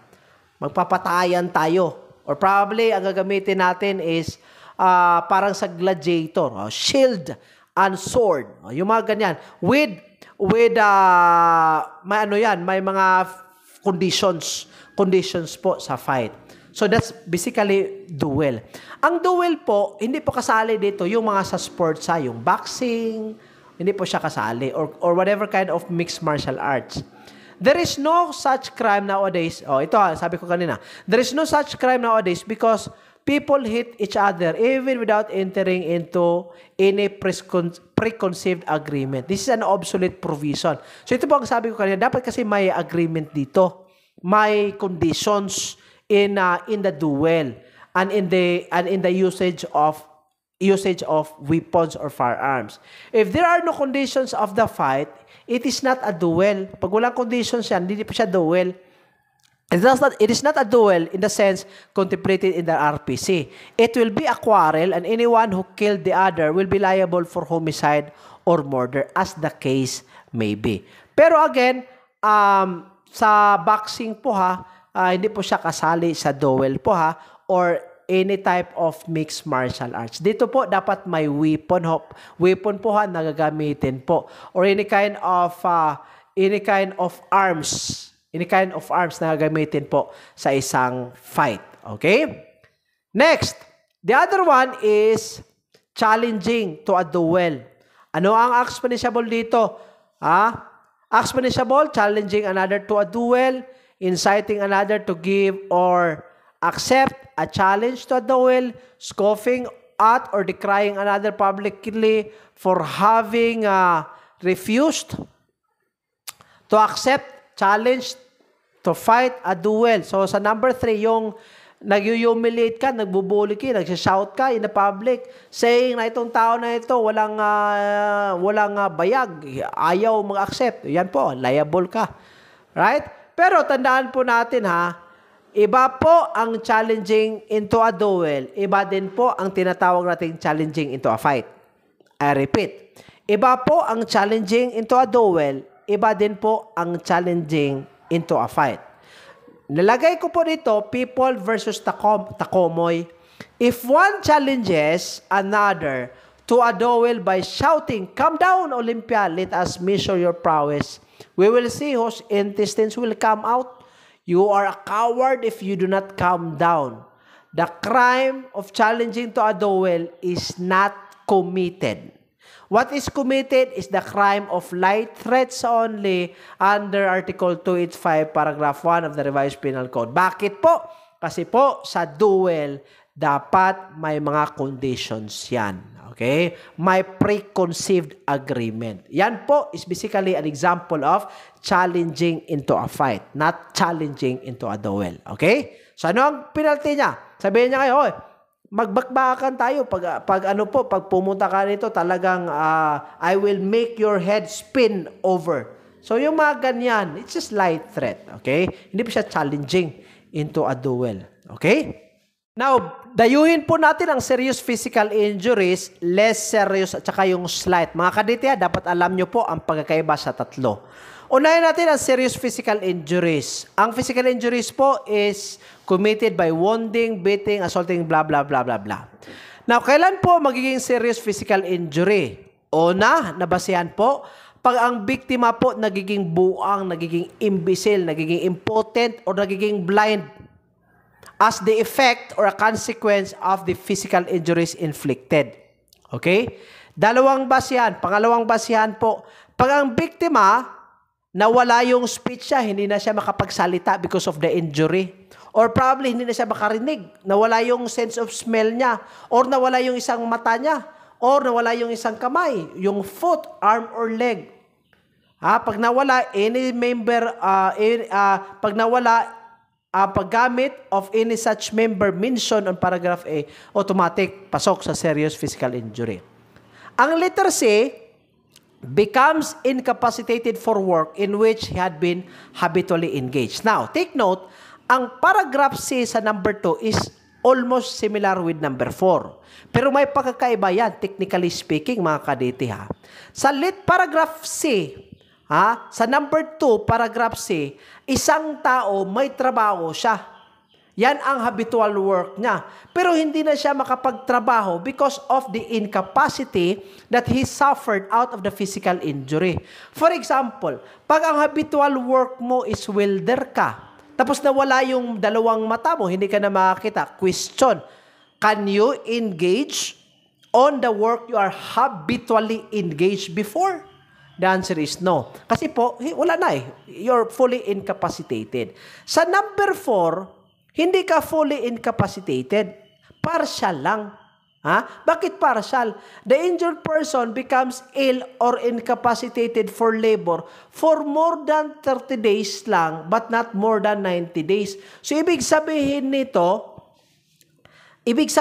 mga kadete ha, hindi ka makapagtrabaho, let us say, welder ka. Tapos, you suffered an injury. Let us say, yung injury mo will prevent you from working within 31 days. 31 days ang minimum dito ha. At hindi lalagpas sa 90 days. Ano ang kaso dito? Serious physical injury. Now, wag nyo ding lituhin ang sarili nyo kasi po ang number 4 is also similar with number 3 paragraph D. Ano ba yung nasa D? Becomes ill or incapacitated for the performance of the work in which he had been habitually engaged in more than 90 days. So, ang letter D is just a continuation of number 4. So, ang sabi sa number 4, 31 days, but not later, 31 days to 90 days. Serious physical injury. Pero na-continue siya sa letter D. Sa letter D, more than 90 days. So, ibig sabihin dito, ganito lang po, para mas madali po ha. Basta 31 days and above, pasok yan sa serious physical injury. Okay? 31 days, ibig sabihin, hindi ka makapagtrabaho. 31 days, pataas, automatic, serious physical injury yan. So, pag nasa mababa, let's say, punta tayo sa less serious physical injury, pag 10 to 30, less serious physical injury, ibig sabihin ng 10 to 30, hindi ka makapagtrabaho within minimum of 10 days to 30 days. So, less serious physical injury. Pero pag 9 lang, hindi ka makapagtrabaho within 1 to 9 days lang o di pasok ka lang sa slight physical injury.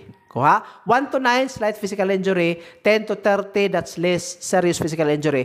31 and above, that's basically serious physical injury. Yun po, para hindi po tayo malito ha, under paragraph C of number 2, paragraph D of number 3, at saka ng number 4. Proceed tayo sa paragraph A sa number 3. Becomes deformed. Ano ibig sabihin ng becomes deformed? Siguro natamaan siya ng suntok tapos na-deform yung nose na hindi na maibalik. Example lang po yan ha. Or probably in a part of the body na deform. Loses any member of his body, loses the use thereof, blah, blah, blah. Okay? Yun po ha. Now, yun po sabi ko kanina, 31 and above, serious. 10 to 30, less serious. Slight pag 1 to 9. Okay? In physical injuries, mga kadite, ha, dapat tandaan natin, paulit-ulit po, sabi ko kanina, wala pong intention to kill. The crime is frustrated or attempted murder or homicide pag may intention to kill ka. Okay? Yun po ha, sabi ko kanina, balik tayo again. Sa example, wala kang intention to kill, binaril mo sa paa ang isang tao. Tapos, hindi namatay yung tao. Basically, ang krimen po is physical injury. It could be serious, less serious, or slight. Depende po sa circumstansya. Pero pag namatay siya, kahit wala kang intent to kill, magiging homicide yan, Choy. Kahit wala kang intent to kill. On the other way around, pag binaril mo as a matter of warning shot, tapos, warning shot, or a matter of scaring him, tapos natamaan siya ngayon, o mag-complex crime nga ka ngayon ng discharge of firearms with physical injury. It could be less serious or serious physical injury. Okay? Take note also, ang serious physical injury or slight or less serious, tinatawag po ito siyang formal crime. Ano ba ang formal crime? Ito po ang krimen na wala pong attempted at saka frustrated stages. Okay. Pag may attempted, frustrated stages at saka consummated, automatic, tinatawag siyang material. Pero ang physical injury, automatic, it becomes a crime in one act. Okay? Sige, sunod. Less serious physical injury. Again, 1 to 9 days lang ha. Hindi siya makapag-engage sa kaniyang trabaho or needs medical attendance for the same period of time. Now, the physical injuries must not be those described in the preceding articles. Magiging slight pag 1 to 9 lang. Okay? Number 2, that which did not prevent the offended party from engaging in his habitual work or which did not require medical attendance. For example, nagiging black eye lang. So, basically, ang black eye, that will not prevent a person from working. Pero again, depende din po. Kasi pag nagka-black eye siya, tapos ang habitual work niya is fashion. Magfa-fashion siya. Bench siguro na fashion show. Mag-catwalk siya. Paano siya makapag-catwalk pag nakapag-black eye ka na? O gawin mong design yung black eye mo. Diba?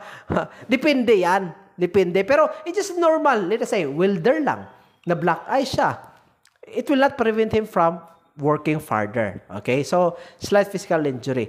Ill treatment of another by deed without causing any injury. Like for example, slapping but without causing dishonor. Kasi po, pag it will cause dishonor, tapos the person is embarrassed or humiliated in the act of slapping, nagiging embarrass siya. For example, the person is slapped in public, marami ang nakita na embarrass siya, o di pasok ka ngayon sa slander by deed.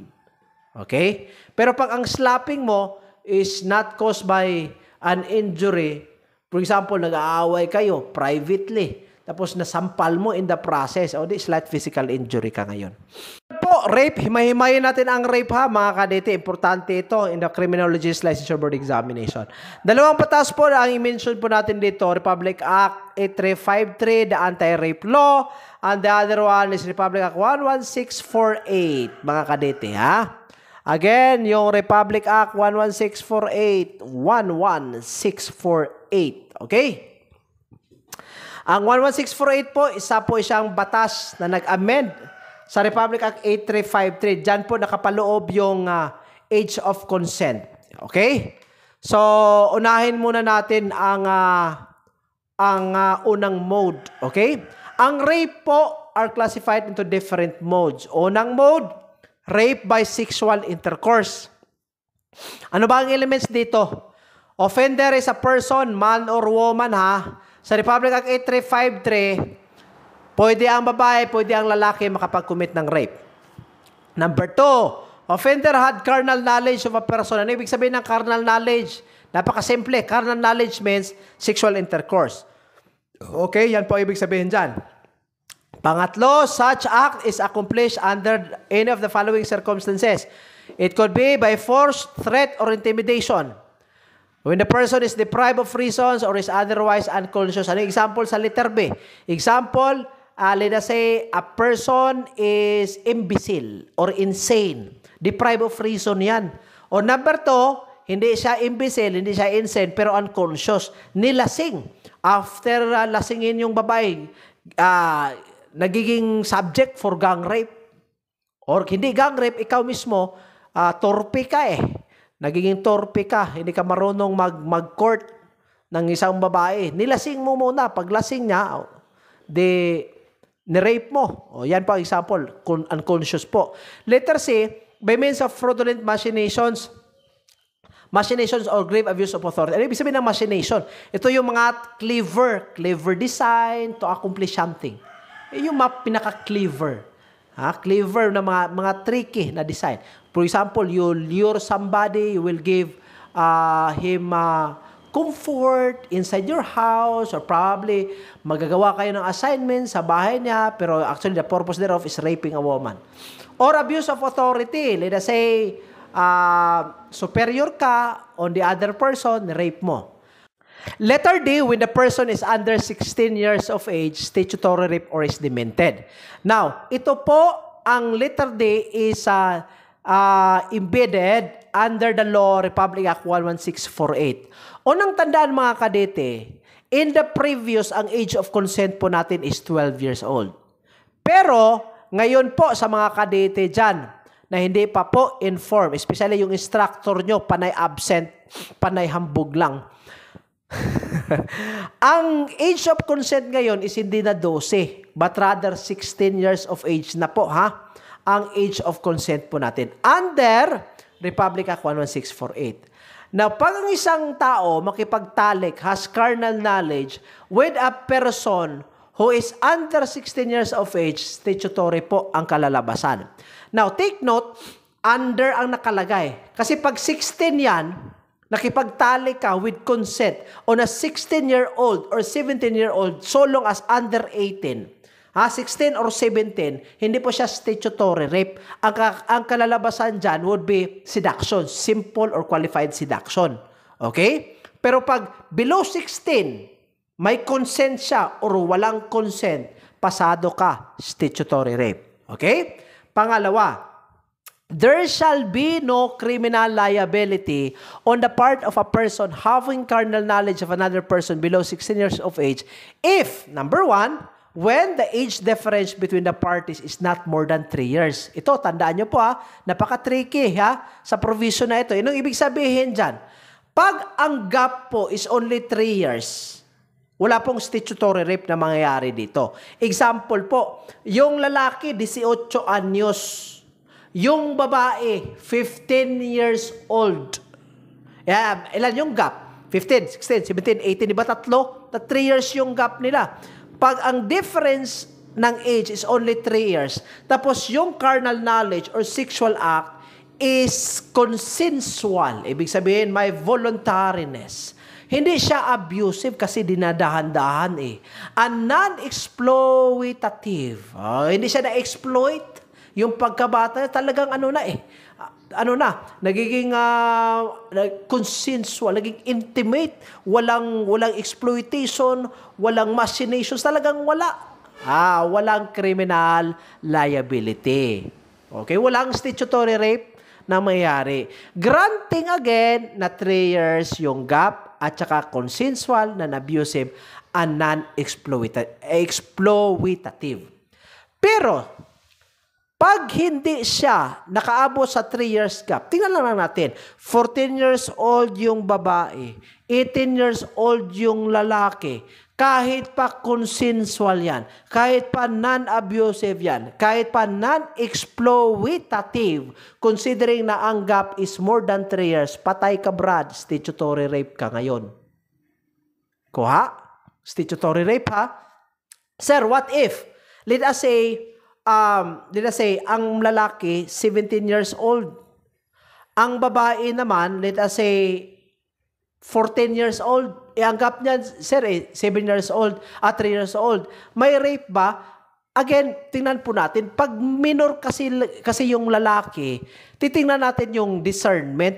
If he acted with discernment or without discernment. Yun po ang unang concern dyan if he acted with discernment or without discernment. In the same manner, pag ang lalaki is, let's say, 17 years old, tapos ang ni-rape niya ngayon is 13 years old, not ni-rape, nakipag-sexual intercourse siya with consent sa isang 13 years old, 17 yung lalaki, ang unang concern natin ngayon is may discernment ba or wala bang discernment before we can say na may rape na nangyayari.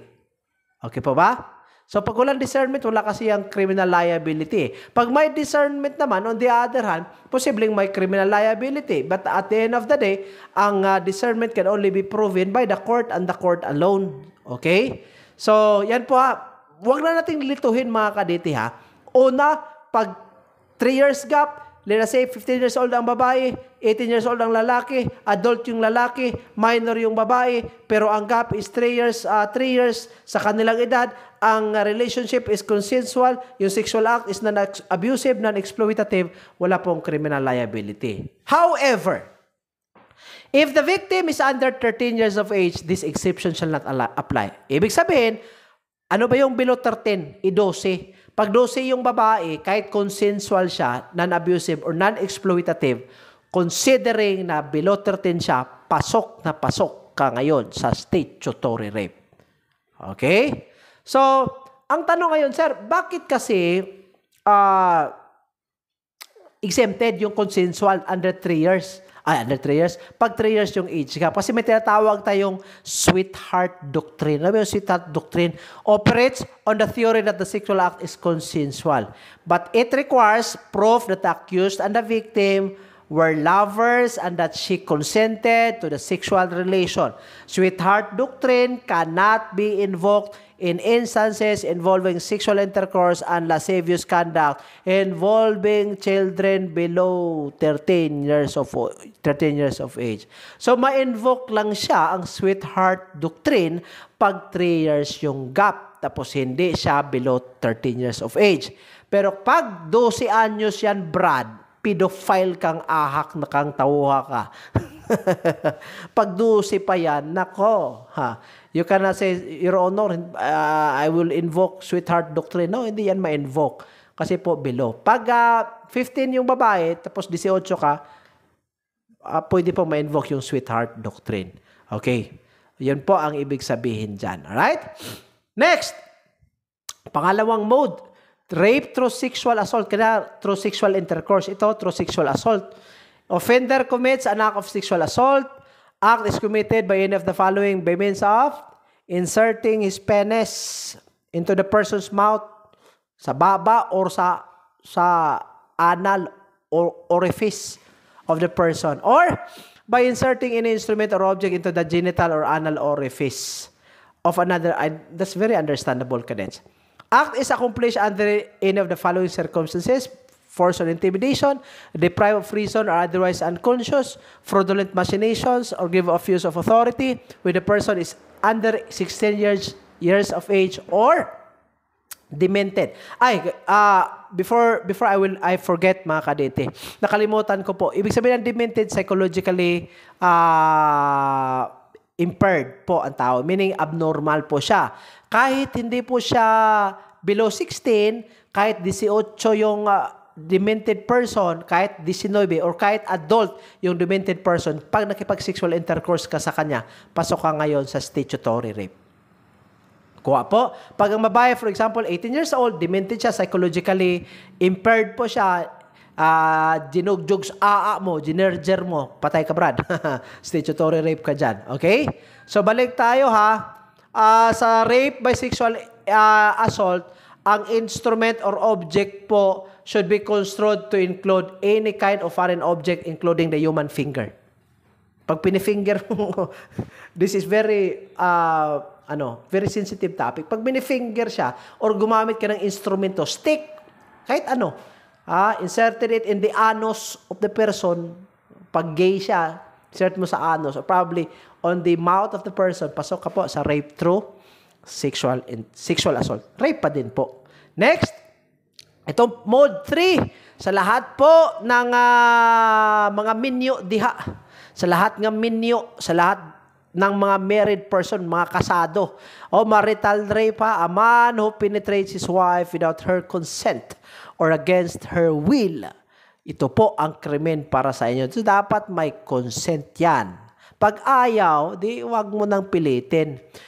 Notes, even the slightest contact of the penis with the labia constitutes rape. Remember, ang rape po, wala po siyang frustrated, ha? Wala siyang frustrated rape po. Yan po ang dapat niyong tandaan. So, the slightest contact of a foreign object to the labia minora of the vaginal lips of the woman, automatic, that will already constitute rape. Kahit walang penetration.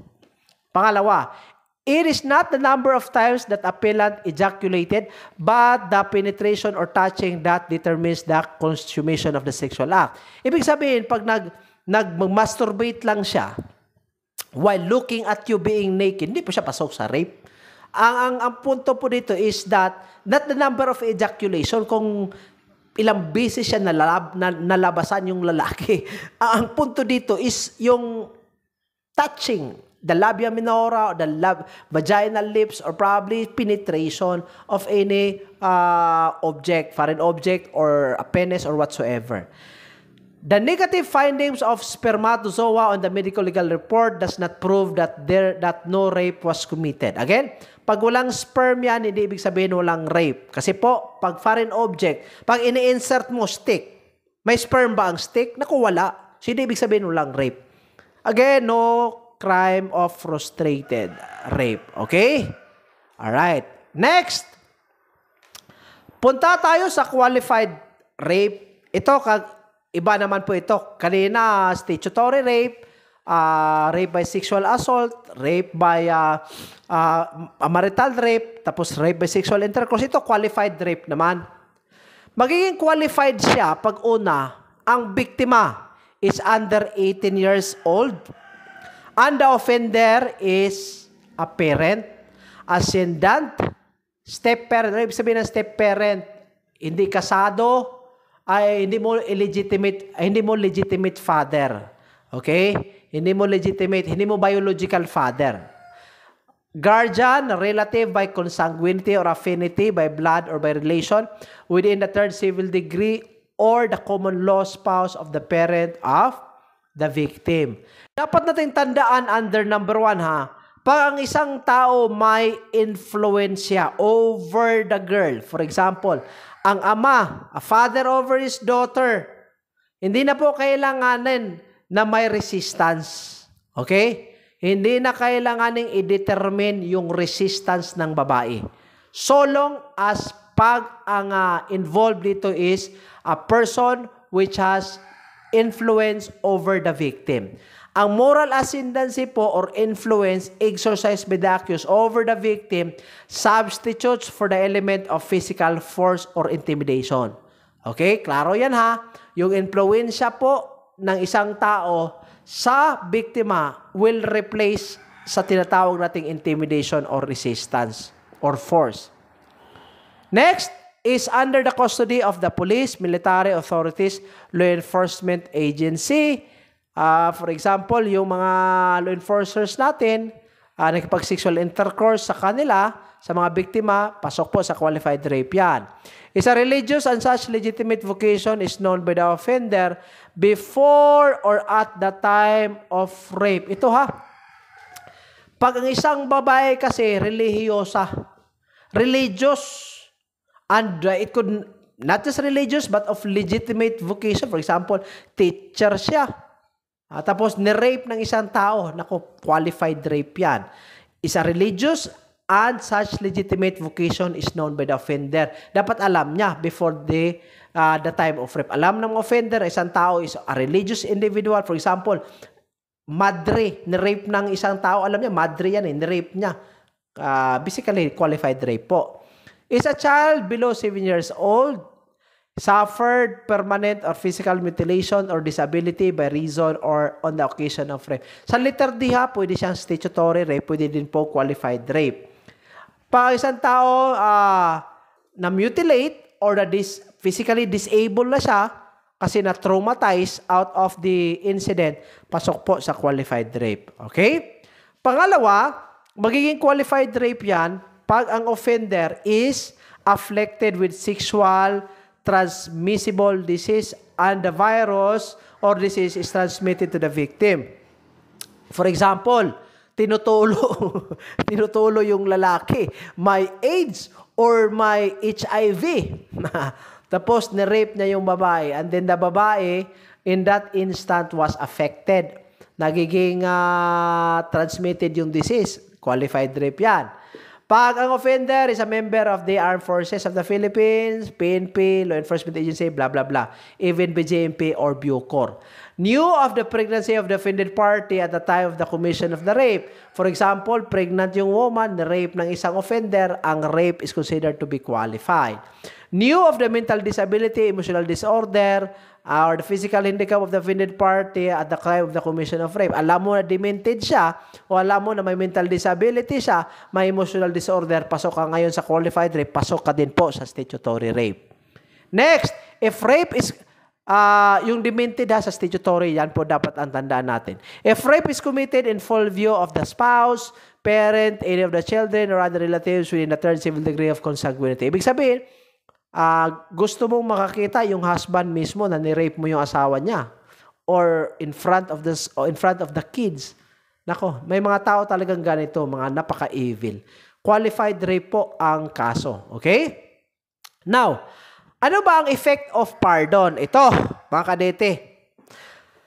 Pag ang isang tao, ang offender, has been forgiven, ano ba ang effect ng pardon niya? O na subsequent valid marriage between the offender and the offended party, then can extinguish the criminal action or the penalty being imposed. Ano ibig sabihin nito? Pag ikaw, torpe ka, nirip mo yung crush mo, tapos sinabihan mo, magpakasal na lang tayo para at least walang dishonor on your part.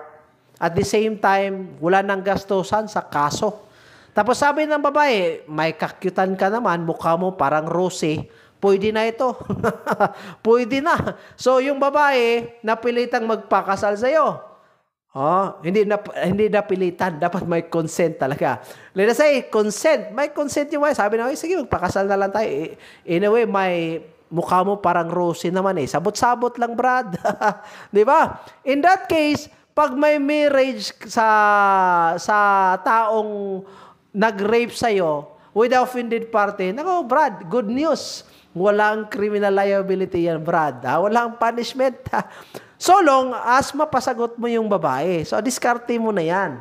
Pangalawa, subsequent forgiveness by the wife as the offended party when the legal husband is the offender provided their marriage is not void ab initio. So, una po, marital rape yung number 2 ha. So pag ang lalaki has already been forgiven by the wife, automatic wala pong marital rape. No, considering na dapat ang marriage is not void ab initio. Ano ibig sabihin ng void ab initio? Ibig sabihin dyan, void from the beginning. Kailan magiging void ab initio yung marriage? Magiging void ab initio siya, for example, yung una, walang parental consent or walang parental advice pag ang isang tao is less than 25 years old.